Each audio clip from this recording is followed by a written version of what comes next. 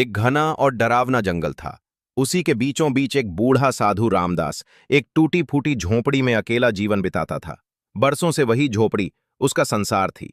उस रात आसमान बिजली से कांप रहा था। बारिश की बूंदें पेड़ों को चीरती हुई गिर रही थीं, जैसे कोई अदृश्य शक्ति जंगल पर गुस्से में चिल्ला रही हो।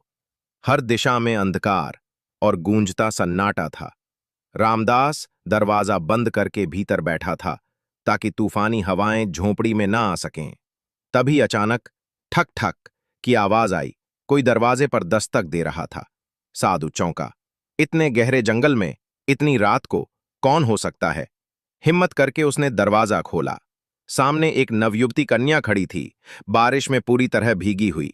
उसकी आंखों में डर और बदहवासी थी। रामदास ने पूछा, बेटी, तू कौन है और इतनी रात जंगल में क्या कर रही है? लड़की कांपती हुई बोली, बाबा जी, मेरा नाम अनीता है। मैं पास के कामराज नगर से हूं। कुछ लोग मेरा पीछा कर रहे हैं। मेरी जान के दुश्मन बन गए हैं। मैं यहां भाग कर आई हूं। कृपया मुझे शरण दें। साधु ने उसे भीतर बुला लिया, चटाई बिछाई और एक दिया जलाया। झोपड़ी में अब हल्की रोशनी और बाहर केवल तूफान की गड़गड़ाहट थी। अनीता ने कांपते हुए कहना शुरू किया, मैं राजा विक्रम सिंह की बेटी हूं। माँ बाप के जाने के बाद लोग मेरी खूबसूरती को शिकार बनाना चाहते हैं। मैं डरती हूं। मैं बस पवित्रता और सुरक्षा चाहती हूं।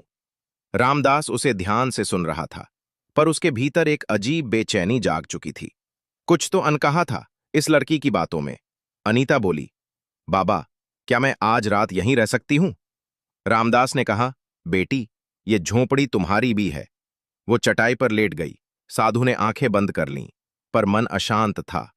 उसकी वर्षों पुरानी साधना जैसे डगमगाने लगी थी। अनीता की छवि बार बार आंखों के आगे आ रही थी। तभी सिसकियों की आवाज आई। रामदास उठकर उसके पास गया। अनीता रो रही थी। क्या हुआ बेटी? बाबा, मैं कोई साधारण लड़की नहीं हूं। मैं एक भटकी हुई आत्मा हूं। रामदास सन्न रह गया। बहुत समय पहले मैं रानी राधा थी। एक पुरुष अर्जुन मुझसे जबरन विवाह करना चाहता था।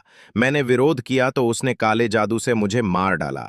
जाते जाते शाप दे गया कि मेरी आत्मा तब तक मुक्त नहीं होगी जब तक मैं किसी पवित्र साधु के साथ हम बिस्तर